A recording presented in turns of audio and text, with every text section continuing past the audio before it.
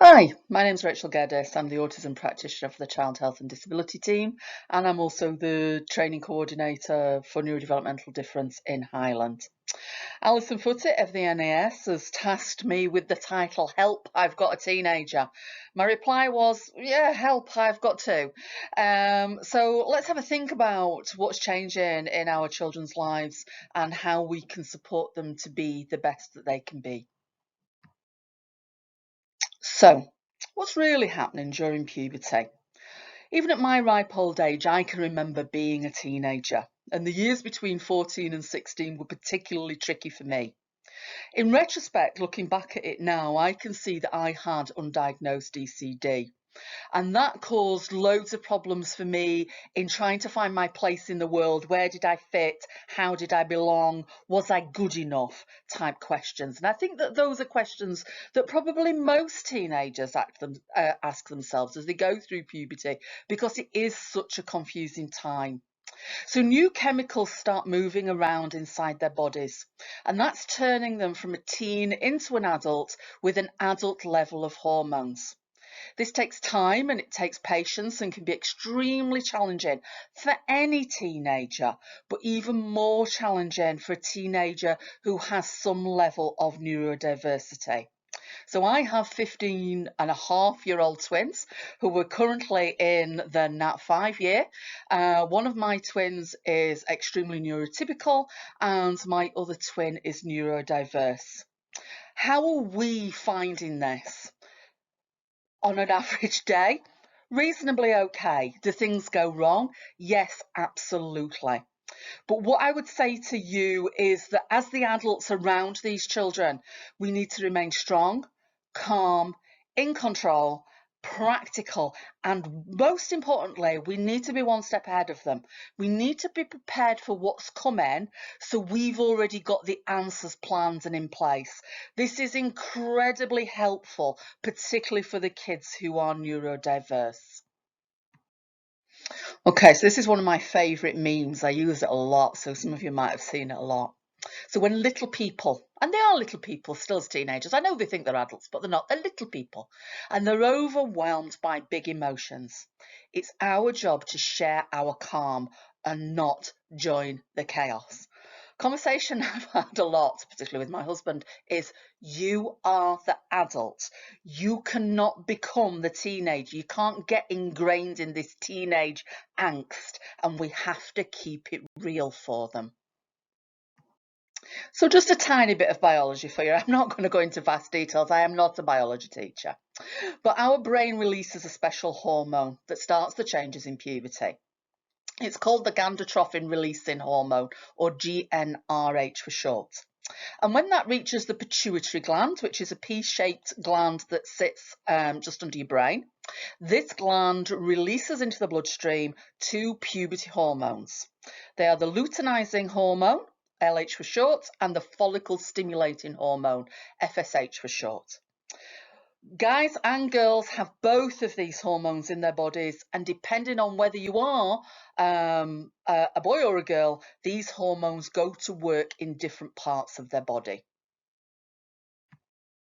So we're just going to start with some basic body changes during puberty and to think about how we can support our children through those, particularly when they've maybe got some sensory overwhelm or some executive functioning details that makes it more tricky for them to handle. So puberty hits boys between the ages of 9 and 15. It'll cause significant growth increases. They'll get much taller, much broader. There'll be significant hair growth, particularly on their legs, their armpits, possibly chest, and obviously the groin area. They might get very oily, very zitty skin, oily hair. Their voice might start to crack as it grows and develops, and obviously their genital area is going to increase in size. And obviously at this time we're going to have things like wet dreams and erectile stimulation that they've never experienced before, and that can be quite sort of Good in some ways. Obviously, for a teenage boy, you want to have those sorts of sensations, but can be incredibly confusing for them to manage if they've got some level of neurodevelopmental difference, and even more so if they've got some level of learning disability within there as well. So girls, they can hit this anywhere between the ages of 7 and 13. Obviously, the ages that I'm giving you are variable depending on the girl, and some children can be earlier, some children can be later, but these are the averages. So their body shape is going to change, their hips are going to widen, breasts are going to start to grow, they're going to have hair growth again, legs, armpits, genital area. They might at this point start to need a bra, which can be quite distressing for some girls with neurodevelopmental difficulties, particularly from a sensory perspective. Again, they might have zitty, spotty, greasy hair. They're going to be sweaty and have lots of body odor. I forgot to mention that on the boys, but obviously boys are very, very smelly at this time. And again, during this period, girls are going to start their periods. Some girls sail through this, some girls don't. We're going to talk about that in a little bit more depth now. And of course, also through this age, they're going to have sexual sensations that they've never previously had. And again, it might be incredibly difficult for them to manage, depending on what's happening in their lives. Okay, so sweat. Yeah, we all sweat. It's normal. Okay, but what teenagers find is that they've got an increase in that sweating during this period. And what you sometimes find with some teenagers, and I was very, very typical of this myself, is that they're excessively sweaty during this time, and then that will settle down once the hormones settle down. They're going to find this quite overwhelming if they've got some sensory difficulties. And obviously within the autism, ADHD type spectrums, we would expect them to have some sensory difficulties. Now, you might find that some of your children actually like their own smell, and they might be sniffing their own armpits or rubbing their hands under their armpits and sniffing them. This is okay. It's good to experience your own body and have a sense of what's happening in your own body, but clearly you don't want that happening in a public format, or within the classroom or something at school. So it's about teaching them what's appropriate and what's not appropriate. Now, for some children, washing is already a battle. That sensory overwhelm of being in a bath or a shower may become worse at this point, because you're the expectation is that they will need to up the level of washing that they're doing. And if they already find this difficult, then this may become a bit of a battle. So I want you to consider what the alternatives are to shower. Now, I'm 50. I didn't live in a house with a shower until I was 29. So for 29 years of my life, I managed without a daily shower. And I'm sure there's lots of you sat out there that were exactly the same, because we just didn't have showers in our homes in the 70s, 80s, 90s. So how did we manage? I think I was like, as a child, I was probably allowed one bath a week, and as a teenager, I was allowed two baths a week. So you were looking at alternatives to washing, and if, like me, you grew up in that period, the good old strip wash was the alternative to being in the shower. You were stood at the sink, sponge under your armpits, and anywhere else that was sweaty and smelly, and that's how you cleaned yourself.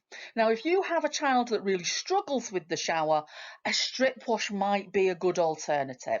Obviously, you're going to want them to get showered a couple of times a week so that they're washing their hair and they're having a thorough wash, but putting them through it on a daily basis might not be in your best interest. So looking for alternatives, what can we do differently?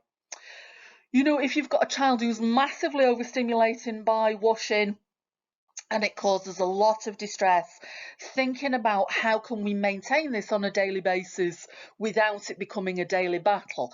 Wet wipes, deodorized wipes, the feminine wipes that you can get for girls whilst you'll have seen them in like with the period products. It's not what we would want, but actually it can form like an interim basis to help them to keep clean, to keep smelling appropriately, to have that use of deodorant. So we need to look for what that child feels comfortable with, or I suppose I should be calling them young people by this point. They're still my children, so they get referred to as children. So what are they comfortable with? Me and my daughter love to sniff everything, An idea of a good day out for me and my daughter is going into likes of Molton Brown and sniffing everything and just finding what feels good to you, what smells good to you. And having a child with sensory difficulties, that might be something that you can really work with, that to help them to think about smells that they really like. My teenage son is the man from Lynx. Yeah, so our entire house stinks of Lynx, but he's comfortable with that. He likes the smell, and he's happy to experiment with roll-on deodorants, spray deodorants, different shower gels, hair washers. So giving them access to things that they can try and experience and figure out for themselves is really important, because we want them to be comfortable. And it might be that your child is only comfortable with things that are unperfumed, and that's absolutely fine. You can get different strengths of deodorants, different ways of putting that deodorant on, whether that be a bar, a roll-on, a spray. Yeah, so thinking about working with your child as to what is something that they can cope with, and showing them that this is quite normal, that you use these things, that dad uses these things, that elder brother, elder sister experiences these things, and that this is quite normal. With anything in puberty, I think the most important thing we can do is normalize it.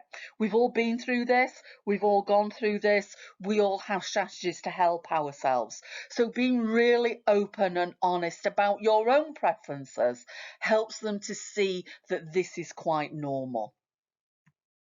Okay, so spots and greasy hair. Pretty much every teenager you're going to meet is going to go through this phase of having really greasy hair and spotty skin. It's just, part of the period of life that they're in, isn't it? Okay, so we need to encourage a good face washing routine. We need to provide them with products that support them. So again, that be, what I said earlier, be one step ahead. Do your research, look at what's out there, what's really efficient on the market, what's within your budget, what's got the best reviews, what's maybe hypoallergenic so it's not irritating their skin. Yeah, and how can you help them to manage this period in their life? Would they be better with a face wash? Would they cope with that? Or would they prefer, like a face cleansing thing that you're using with some cotton wool? Okay, so thinking about the sensory difficulties again, what are they going to cope with? What are they not going to cope with? And having done your research. Encourage them not to pick, because obviously, excessive scarring can happen with acne.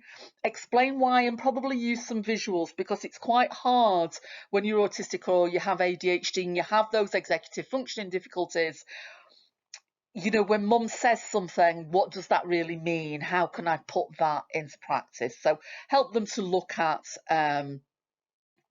the different things, sort of maybe on the internet, TikTok videos, things like that, things that are within their age group that they're going to take more from than they're going to take from mum says. Yeah, so help them to look at that in an appropriate format.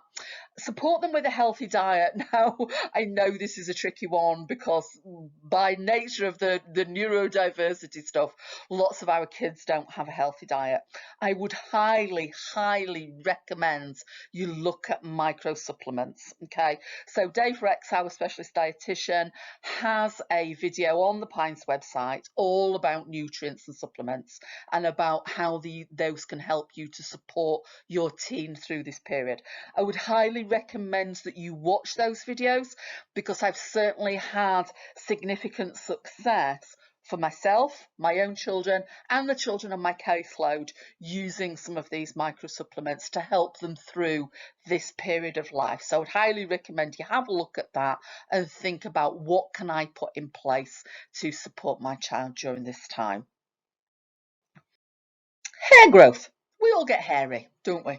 At this period of life, we probably get excessively hairy. I can remember my son sort of hitting 11, 12. He hit puberty quite early, had a massive growth spurt and had incredibly hairy legs much earlier than the rest of his peers. And he found that quite difficult, particularly changing for PE and things when he was almost manly, and his mates were still sort of very much in that boyhood type stage. So again, we need to normalise it. Hair growth is normal during this period. He now embraces it because he's 6'2", broad shoulders, big lads playing rugby, and he loves his size. But we had a really tricky few years where this was quite difficult for him. So thinking about, this is normal. We're all going through it. What is normal for a boy as opposed to a girl? I had a young man who'd taken his mum's razor to his legs because he lived with mum and sister and they shaved their legs. So it was normal within that household to shave his legs. And we had to normalise it that actually for most boys they choose not to shave their legs because actually it's part of the masculine persona to have hair in places where women wouldn't naturally want hair. I know there's a big sort of movement within the feminist movement at the moment that we shouldn't need to remove our hair, and that is absolutely a personal choice. Your daughter might decide not to shave her armpits, not to remove the hair from her legs. But again, normalising it, giving her access to what the options are for hair removal, and that's different for everybody, isn't it? We've all gone through phases of waxing, shaving, using excessively smelly creams. But helping her to look at what would work for her. And, if she decides that she doesn't want to use any of them, that's absolutely fine. But it's giving those options again.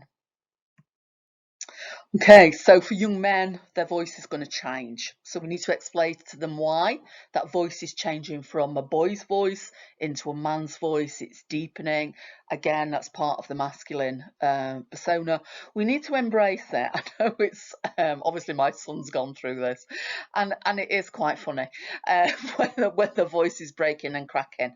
It's funny for us. It's really not funny for them. So really try not to embarrass them and just sort of, maybe make a big thing of it, maybe celebrate it. Oh, you're becoming a man, this is a different phase in your life. Oh, doesn't your new voice sound lovely?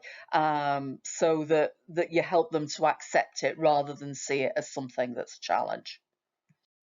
So breast development in girls, they're going to develop, their chests are going to increase. For some girls that will be quite rapid, for some girls that will be quite slow. But again, we're just normalising it. It's part of development.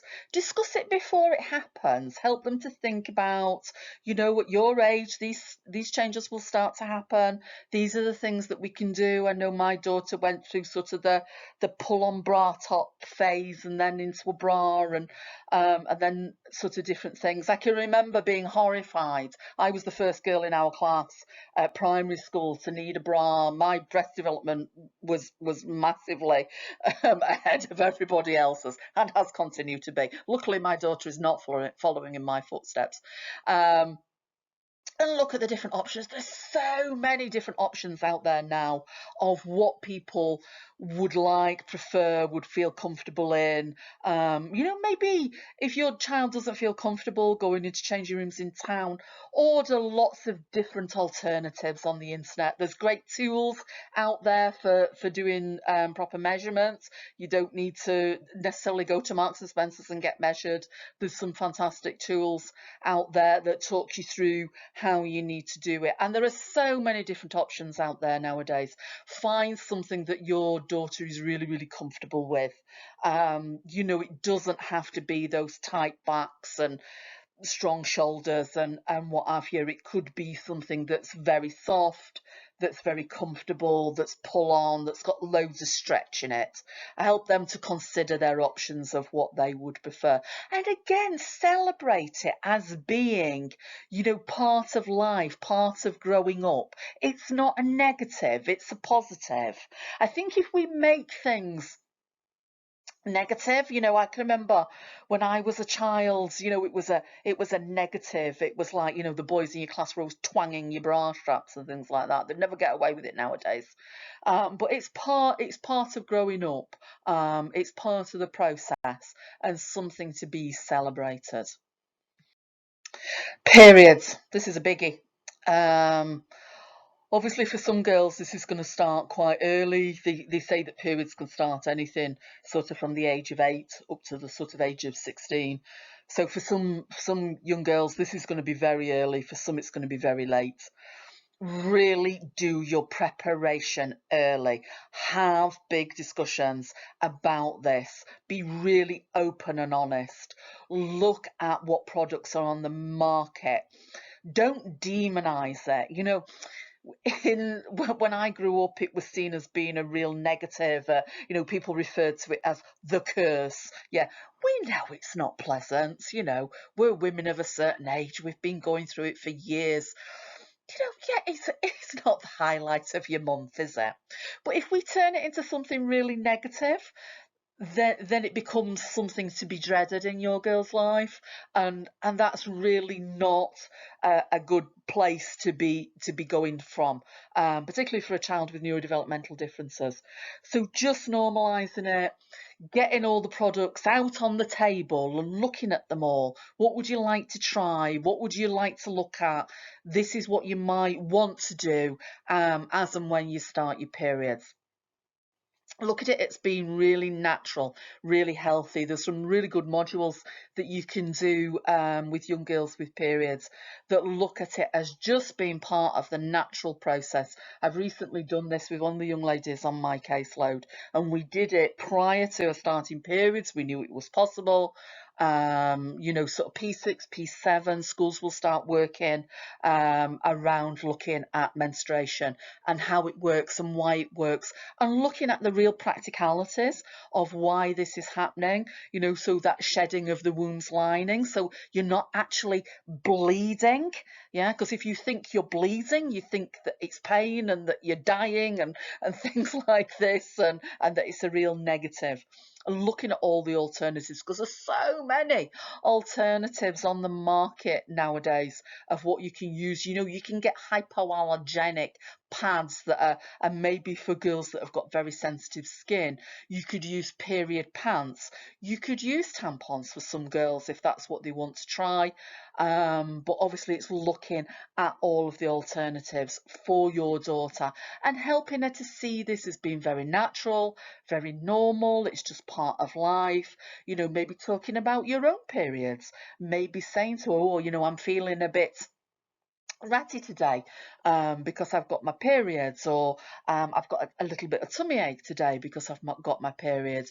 Using painkillers, it's okay to take some paracetamol. It's okay to have a hot water bottle. It's okay to have an extra chocolate bar if you're feeling a bit rubbish. Yeah, so looking at it really naturally, really normalising it. Every woman's going through it. Every woman that she knows has gone through it. Every girl in her class will be starting it at some point. So looking at it something really normal, really natural.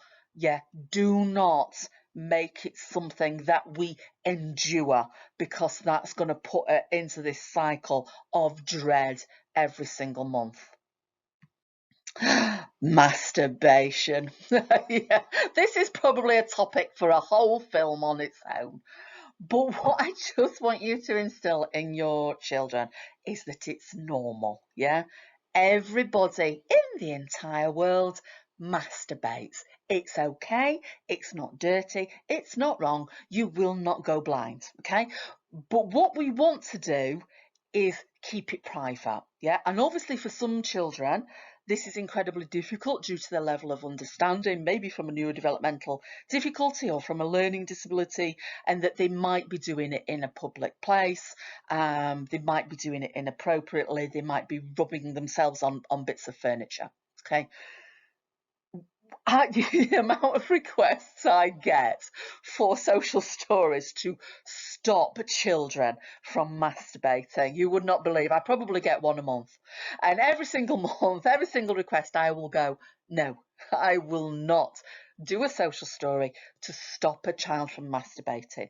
What I'm more than happy to do is do a social story explaining that it's normal, it's natural, but it's private. Yeah, that we go to certain places and keep ourselves private, whether that be a bathroom or a bedroom or whatever, but facilitating that need. It is normal. These feelings are quite normal and natural and should be experienced in a private environment.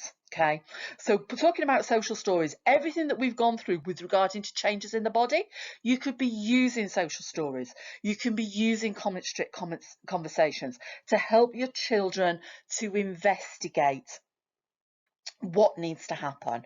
With regards to that increases in personal hygiene, you could be using visual strips to support them in the use of deodorants. For periods, you could have visual strips telling them the process that they need to go through to change their period products at certain points of the day or whatever. It could be an alert on the phone that says, you know, you need to change your pads at lunchtime when you're at school, and setting up appropriate support if your child is going to need that due to the level of their difficulties or learning disability, of how that's going to be managed. But keeping a really open and honest dialogue about what their needs are and how those needs can be expressed, and putting in the supports that they need in order to facilitate this in a normal and natural way.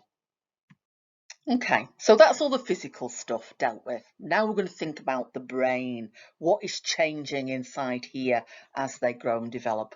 I asked my teenage daughter, when I was preparing this presentation the other day, I said to her, what's the most important thing that I should be saying to a group of parents about being a teenager? And her quote was, "We are going to be assholes. Bear with us." So I thought you might quite like that quote. She's very neurotypical, my daughter. Very down to earth, very like, let's just get everything out on the table. She's very like me, in all honesty, that nothing, no holds barred. Let's just say what we think. And she's quite right. You know what? Part of teenager is being a bit of an asshole at times, isn't it? So that's a lovely quote from my 15-year-old daughter for you. So a couple of years ago, I stumbled across some work done by a lady called Helen Wiggins that's titled "Dear Mum and Dad, Please Stick With Me." And it's really pertinent stuff that I think is really sensible, really down to earth, and obviously I'll help you put the neurodiverse twist on it. Okay, so just like the hormones developing during puberty, so is the brain. And a lot of people think that the behaviour in puberty comes from the hormones, but it doesn't. It comes from the changes in the brain. So you've got a bit that sits right at the front of your brain called your prefrontal cortex. And there's a little bit at the back of your brain called your amygdala. Now, during this period of growth in your life, the amygdala grows really, really quickly, and the prefrontal cortex grows really, really slowly. So your amygdala, if you think about it, if we use the analogy of seeing a spider, if your amygdala saw a spider, your amygdala is going to go, ah, it's a spider, I can't cope. Okay? If your prefrontal cortex saw a spider, it'll go, yeah, it's a spider, it's not a problem. Let's get a glass, get a piece of paper, get rid of the spider because I don't want it in my bedroom, say for instance. Okay? So the amygdala is the like, ah, sensation. That's growing really, really quickly. The prefrontal cortex is your really sensible bit.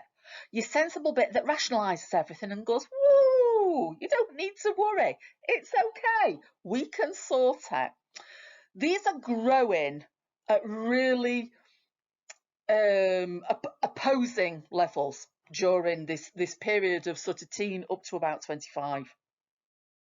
So during this period, your automatic brain reaction to everything that crops up is, ah, I can't cope.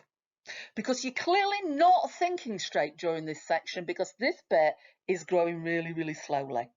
Now, if your child also has some neurodiverse difficulties, this is going to be even more so due to what I've kept referring to as executive functioning.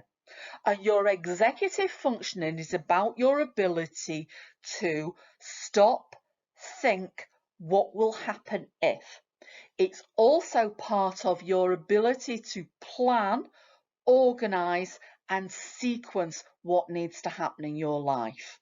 Now, if executive functioning is something you've not spent a lot of time looking at, I would highly advise that you do at this point, because it will make so much sense to you as to why your child can't manage in the way that you think they should be able to manage, because their executive functioning is not developing as quickly as the neurotypical child's ability to executively functioning. So on our Pines website, we have a film called Helping My Child to Deal with Change. And that looks at executive functioning, flexibility of thought, and central coherence. Those are things you really need to be hot on during this period of development, because of these two parts of your brain being out of sync at this time. Rational thought goes out of the window during this period of development. And because of the executive functioning difficulties as well, this is going to be doubly difficult for a child with a neurodiverse profile. So generally, as adults, we'll respond to situations with our prefrontal cortex rationally.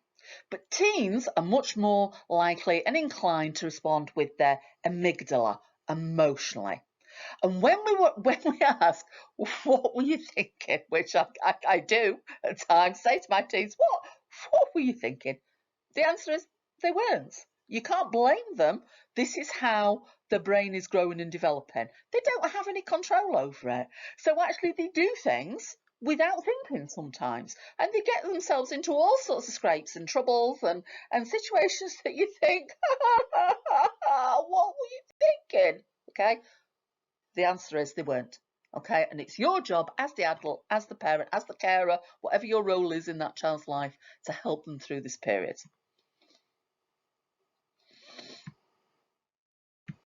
So what are we going to do? We are going to be the adult, yeah? Because sometimes when your child's out of control, when they're screaming and ranting, what you want to do is scream and rant back. You're tired, you've been at work all day, you're overwhelmed, yeah? But we have to be the adult in these situations where they've done something ridiculously stupid, because they're going to. We need to be the adult. We need to guide them through. Okay, so these are the precepts that Helen Wiggins says that we need to be focusing on. And we need to model being an adult. So she talks about this in the child's voice. And she says, I see all the behaviours that you are modelling. I hear all of the words that you say. Might not listen, but I do hear. I might seem impervious to your advice, like I'm wearing a Kevlar vest, but your actions and your words are penetrating. I promise, if you keep showing me the way, I will follow, even if I detour many, many times before we reach our destination. I will listen. I will. Often our teenagers look like they're not listening. They look like they're not taking on board what you're saying. But you just need to keep putting out there those positive role models. What do you want them to do? How do you want them to behave? What do you want to instill in them as young people? Because you need to be modelling that. You need to be showing them that that's the way forward. If you are doing things that are inappropriate, they're going to copy those things that are inappropriate. Okay, so you need to think about your own behaviour. And sometimes it's about changing our behaviour in order to change their behaviour. So say, for instance, we were down in Yorkshire, which is where my family live, last week. And we were driving back up from Yorkshire, and the traffic was dreadful and I was exhausted. And we were in the services at some point, and my daughter asked me for something, and I literally bit her head off. And I automatically said, oh gosh, I'm so sorry. I'm just incredibly tired, but I shouldn't be taking it out on you. And she always says, it's okay, Mum. And I say, no, it's not okay.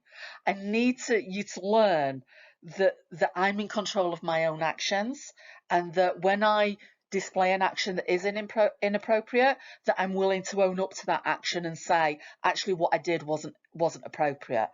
Because I need my children to be learning from my example. So I think it's really important that when we mess up, when we do something we shouldn't have done, that we're more than happy to say, oh, I cocked up a bit there. Yeah, I didn't mean to do that. That isn't an appropriate reaction to what I should have done or what I should have said. But we're modelling what is appropriate 99.9% of the time, because at the end of the day, we are human. We are going to make mistakes. And that's okay, as long as you're willing to own up to those mistakes and lead by example as to what your child needs to do.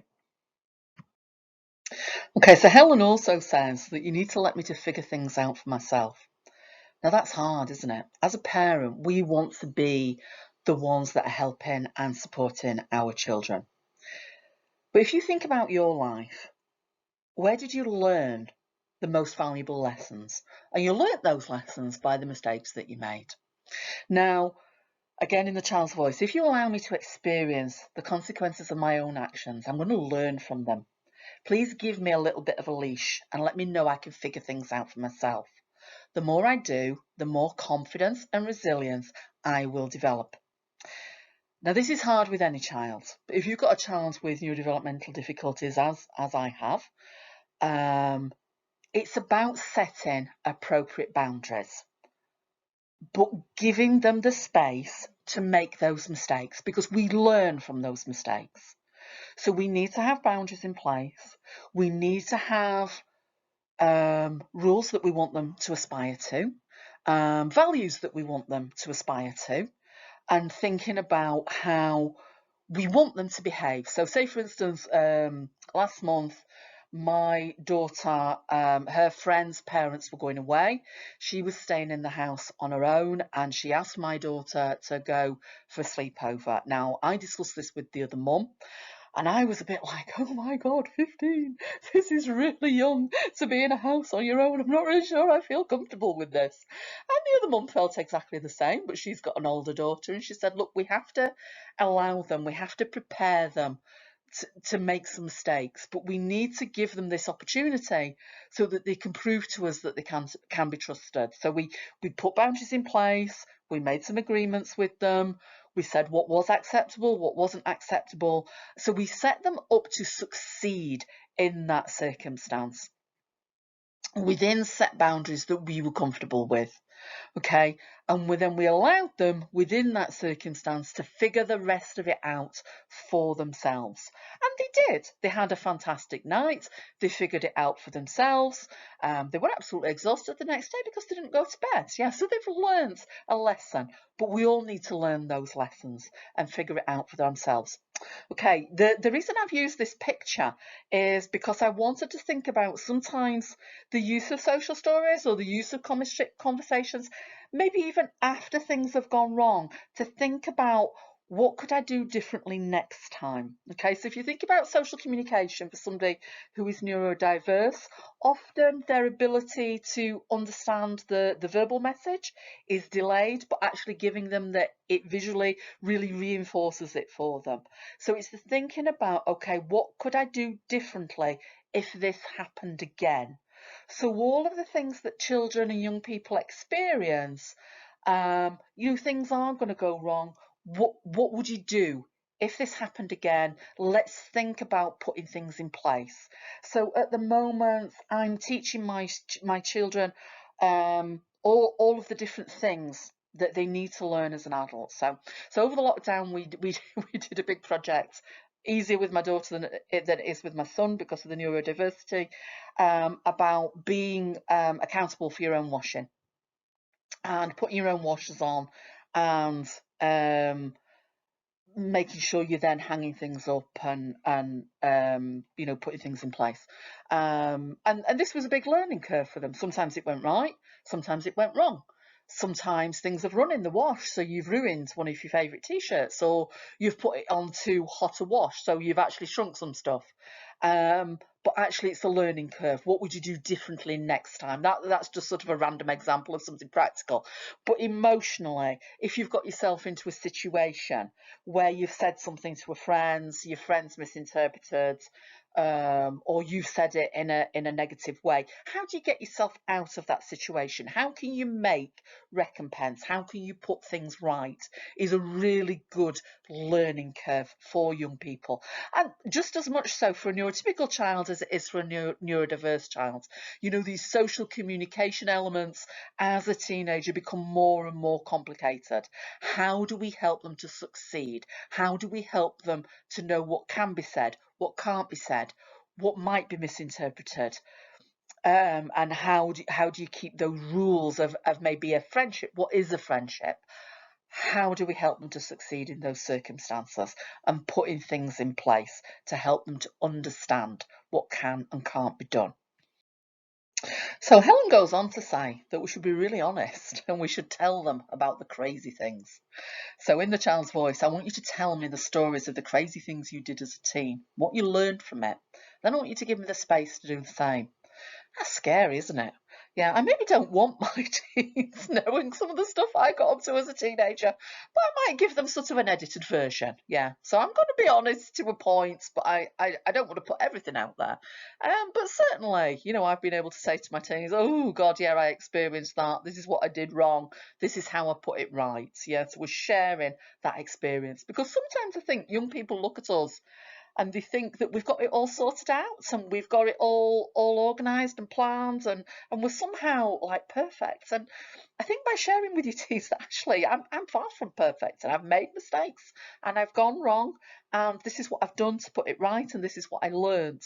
About being really open and honest with young people is a really valuable message for them, because I think that they think that everybody's got it sorted out. I was talking to a friend last night, whose daughter's been having some struggles, and her daughter sort of thinks that everybody else is sorted and organised and they know exactly what they're doing, and they see all these things on social media nowadays, don't they? And they think that everybody else is living this much better life than they are, and it's just not true. So I think we need to really look at these things with them and look at the alternatives and say, do you know what, that isn't actually what's happening. This is, you know, it's almost like a TV program, or it's fictional. It's not always factual, and looking at both sides of that sort of coin, of what is happening in children's life is incredibly important for any young person, and particularly when you're neurodiverse,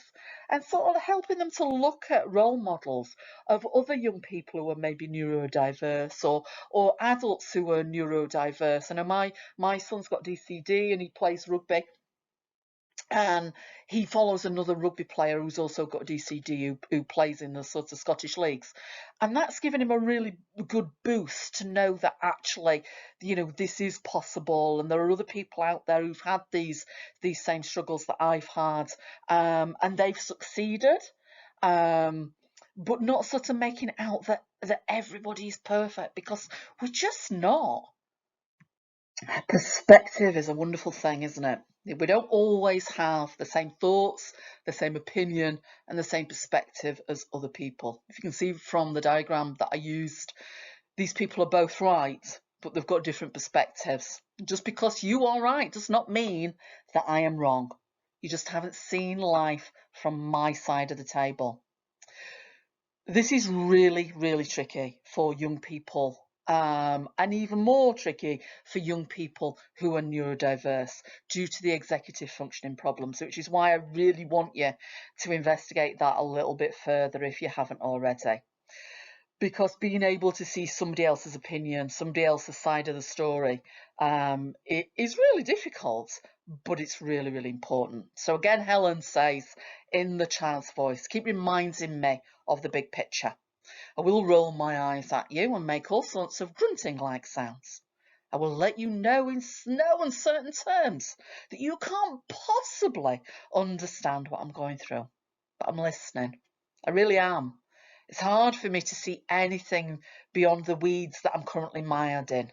Help me to scan the situation, look at the long view, and remind me that this too will pass. So when something happens during this period of brain development and hormonal development, children can get very stuck into that moment of something happening. My son made quite a significant mistake a couple of weeks ago. And we talked it all through and we planned it all out, and we looked at what would you do differently if this happened again. But it took him a couple of days to really process this. And I actually allowed him to have a couple of days off school because I knew that in forcing him to go to school, it would overwhelm him and he'd not be able to figure out all of this stuff that had happened over the weekend. I needed to give him time. I needed to give him options. I needed to help him to look at the other side of the story and think about what would your strategies be in future? How could you do this differently? But doing that with, he thought I was going to rant and rave at him, and I didn't. And I said, can I actually make you feel worse than you currently feel? And he was like, no, I know I've made a massive mistake. And I said, so what would be the point in me ranting and raving at you? There would be no point in that because you already feel terrible. Okay, so let's look at what would happen next. If we'd not done this, what would the consequences have been? What would the consequences be for another person? How can I do this differently in this future? Now, it took him a couple of days to process that, but that was okay. We need to help them to look at different perspectives and help them to find the way forward to doing things differently in the future, because we've all had to learn that, haven't we? Keep me safe. Yeah? As an adult, we need to keep our children safe. In Helen's voice as the child, please remind me, but don't lecture me, about the things that are safe, unsafe, legal, or illegal. Keep telling me that you'll help me out of any dangerous situation. No anger, no lectures, no questions asked. But also let me know over and over that you love me and that you're there to listen to me. Yeah, this is our responsibility as a parent, isn't it? To keep our children safe and to keep things in an appropriate format. Okay. I often work with teenage boys who are on the autistic spectrum. They tend to be the huge amount of my caseload, and they're often getting themselves into trouble. And what I say every time is, being autistic is not a get out of jail free card. You are just as responsible for your actions as anybody else, and you need to learn what is appropriate and what is not appropriate. But I might need to teach that in a different way due to your condition, and I might need to help you to understand that in a different way. But I will always strive to keep you safe within the boundaries that are set by the law. And we need to do this for all of our children, neurodiverse or neurotypical. Be kind. Yeah, it's one of the big things out there, isn't it? Nowadays, particularly since the lockdowns. We need to be kind. If you can be anything, be kind. So I don't literally want you to kill them with kindness, but I thought it was a nice diagram for you. So again, in the child's voice, I will learn kindness from you. And if you are relentless in your kindness to me, someday I will imitate that behaviour. Don't ever mock me, please, and don't be cruel. Humour me. I think I know everything. All teenagers think they know everything. You probably did when you were my age. Let it go. Yeah. Sometimes I hear things coming out of my kids' mouths that I just think, oh, for God's sake, shut up. I do occasionally say to one of them, wind your neck in, you've taken it too far this time. But always be kind. Yeah, they're learning, they're growing, they're finding their own voice. And that's incredibly important. We all need to find our own voice. But we might need to be reminded of the rights and wrongs, what's kind, what's unkind, what you can say, what you can't say. And we need to teach these different things to our children, not just shutting them down. I do tell one of them to wind a neck in, but then I'll go back to her later and say, right, you got a bit too forceful in your opinion in that situation.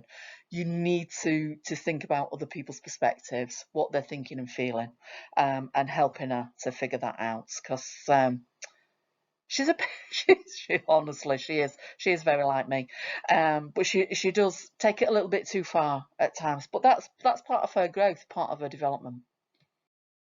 And finally, show an interest in my interests. You might have no interest in your child's interests, but they need you to be interested. Help me to find my tribe. Okay, I'll come back to that in a minute. So again, in the child's voice, some days I will choose to share my interests with you, and it will make me feel good if you validate those interests, at least by acting interested. One day, when the haze of adolescence lifts, you will find a strong, confident, competent, independent adult where once that surly teenager once stood. And in the meantime, buckle up for the ride, because parenting a teenager is not easy, particularly when they've also got neurodiversity issues. So help me to find my tribe. If you've heard me speak before, you'll have heard me talking about finding your tribe.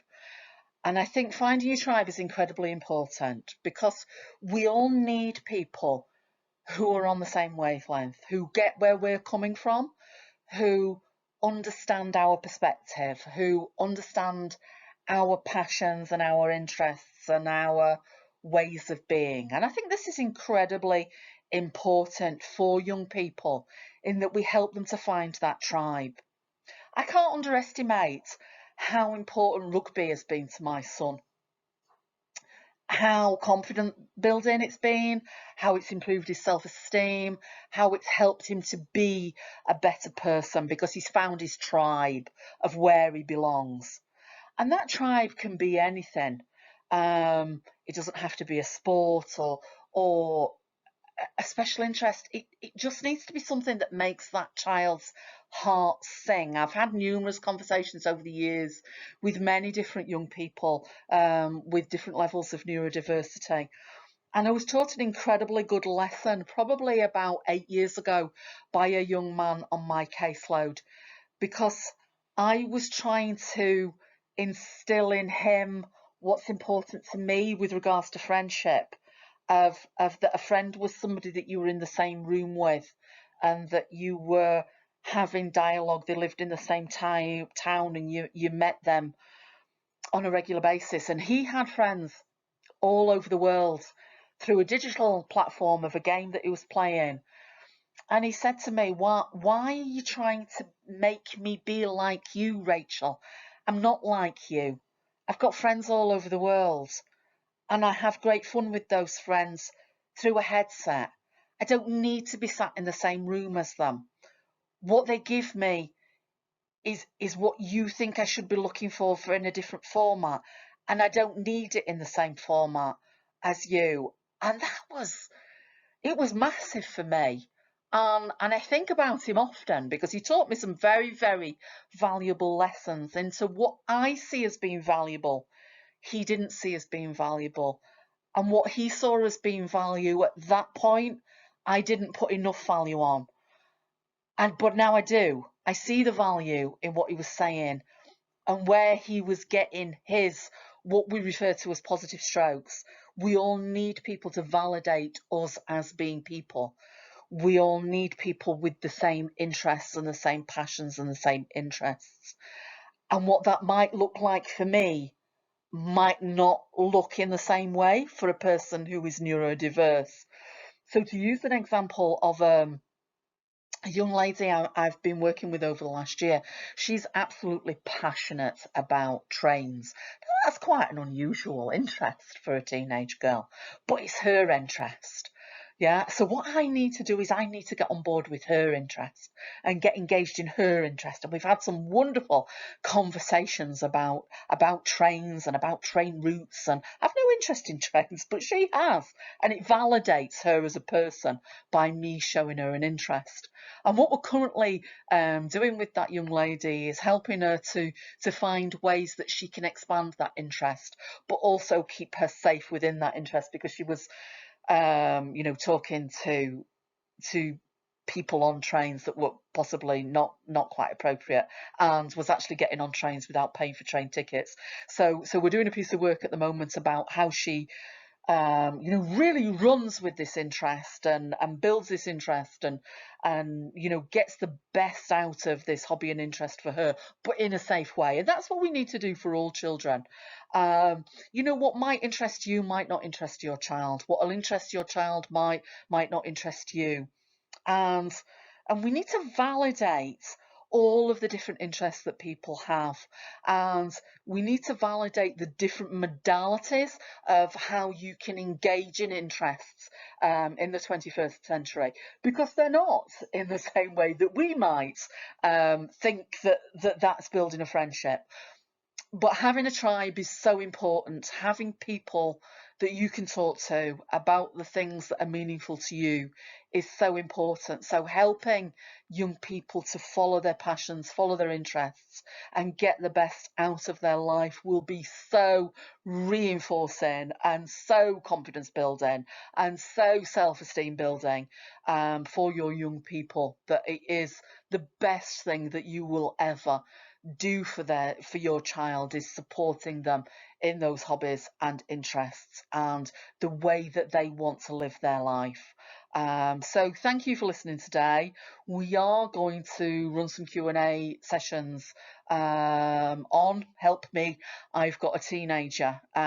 It's not an easy road, as I say, buckle up. There will be some fun times, but I think if you deal with everything during puberty openly and honestly, get all your cards on the table, don't be embarrassed by anything that your child might bring up, and just help them to see the rights and wrongs of every situation, but help them to be the best version of them, because we are all different, and being neurodiverse is an amazing thing, and will help them in their lives if they're supported in the right way by the right people at the right times, giving the right messages. Thanks for listening. Bye.